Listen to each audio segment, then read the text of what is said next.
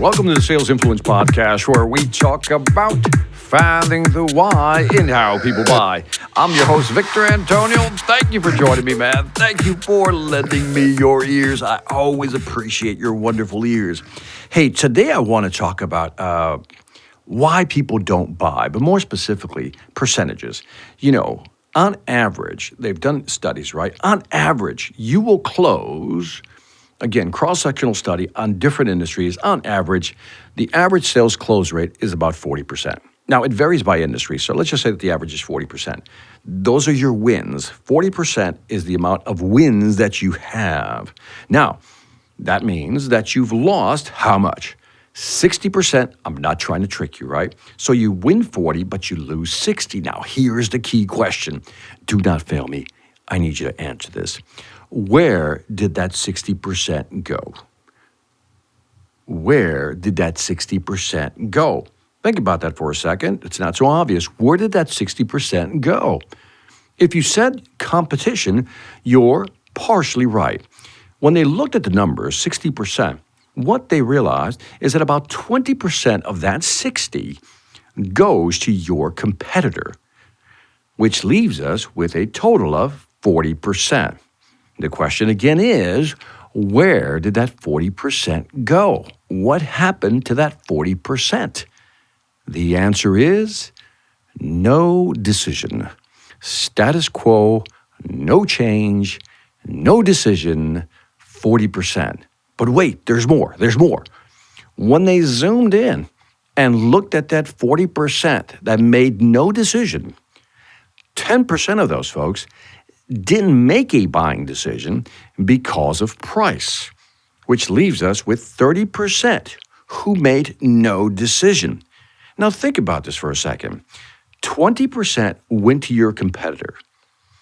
40% didn't make a decision. And 30% didn't make a decision and it had nothing to do with price. So your biggest competitor is not your competitor.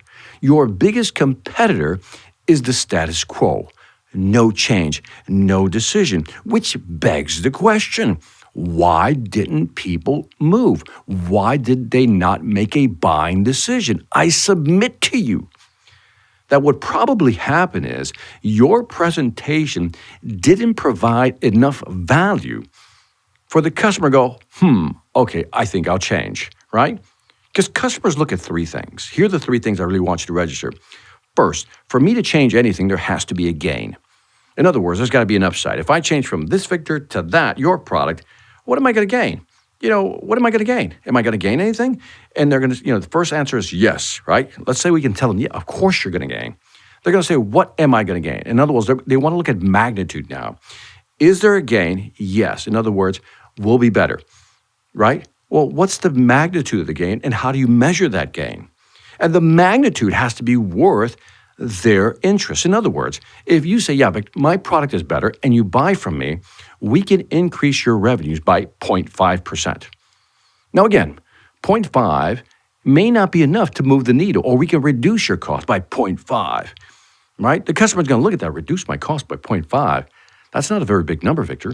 So there is a gain, but the magnitude is so small that the customer goes, not worth my time. But let's pretend for a moment. Let's kind of go with the experiment here. You have a gain.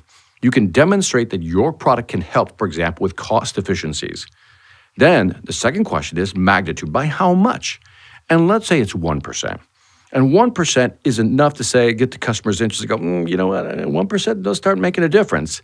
Then the third step, here it comes. Here's the tough part. The customer has in their mind perceived effort. That's a great phrase, perceived effort. Perceived effort is basically, what am I going to have to do as a buyer to be able to take advantage of your product or service, to be able to absorb or take advantage, receive that 1% cost reduction? What is it going to cost me to get that cost reduction of 1%? And if that perceived effort is high, i.e., they perceive it as a lot of work, a lot of friction, a lot of trouble, they're going to go, no. So these are the three hurdles you have to get over.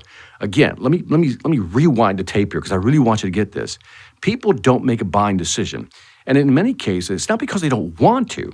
It's just they don't see the value. In this case, I mean value. They go, 1, Victor, is there a gain? I go, yes, there's a gain. 2, what's the magnitude of the gain? 1%. And if the customer says, I like 1%, but then they start thinking about the third piece, which is perceived effort. And if it's too much work, they're not going to do it. Now, let's pretend for a moment that 1% does move the needle in the customer's brain, right? It matters.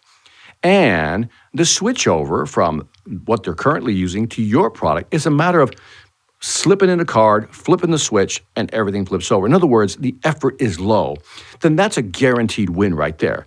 What you need to figure out is how do you communicate to the customer that you're going to be able to, again, reduce that perceived effort. So your job is not only to demonstrate gain, demonstrate magnitude, but then help the customer really understand that it's not that much effort in switching over.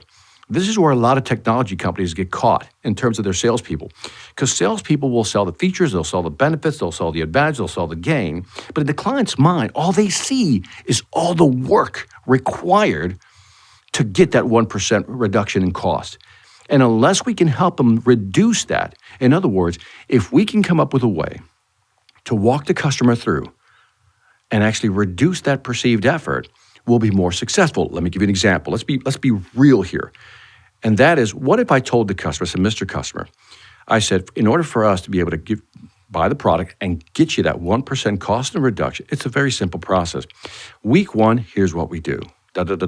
Week 2, we then begin the installation and testing. And in week 3, you'll begin to see the results. And by the 4th or 5th month, you'll actually start seeing the actual numbers. Now, this is going to take about maybe 5 to 10 man-hours over the next week, another 5 or 10 man-hours over the next second week in the second phase, and maybe just 5 man-hours in the actual third phase of this project. So really, Mr. Customer, it's about a 20 to 25-hour investment, but over the long run, for the next year, you're going to see a 1% bonus, a benefit on the cost side. Now, what did I just do? Now, it's a very broad example, but you get the idea. What I did is I laid out a roadmap for how it's going to work, how it's going to be implemented, and what it's going to take for them. What do I need from you? 20 to 25 hours of somebody to help me put this together. In other words, I need people, labor, to get this done. So in the customer's mind, they go, well, I can give up one person and help you for 20, 25 hours. I have no problem with that. What I just did is reduce the perceived effort. By giving them a roadmap, what did I also do? Gave them a roadmap. So again, I reduce that anxiety or that perceived effort because I've defined it. Here's step 1, step 2, step 3. It's that simple. My question to you is, as you're listening to this, when the customer says, let me think about it, that's usually a no decision. They're not going to move. And I need you to start asking yourself, why aren't they moving forward? Because in your mind, you're probably saying, well, I presented the value, Victor. It was a great presentation. They were very receptive, but they didn't want to make a buying decision. And I hear this all the time. What I want you to start thinking about is, did I move the needle? Was there a gain? Yes.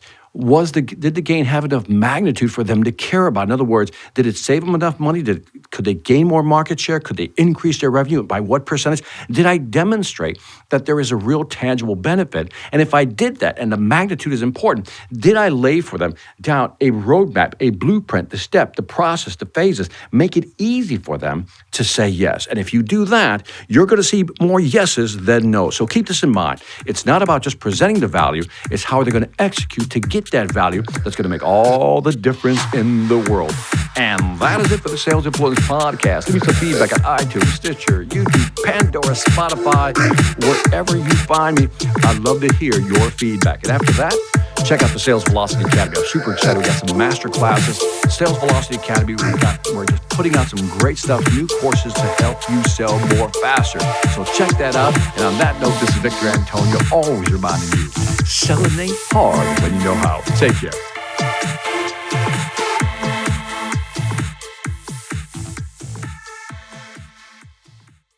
Hi, I'm Victor Antonio. I'm an author, sales trainer, and keynote speaker. I'm often asked, what makes a great speaker? Is it someone who delivers real content that the audience can use? Is it someone who engages the audience so they're part of the learning experience? Or is it someone who can motivate an audience to push them beyond their comfort zone and discover new abilities? The answer is yes. But the most important thing to remember is that I'm not there to look good. I'm there to make my client look good. Simply put, it's never about me, and it's always about them.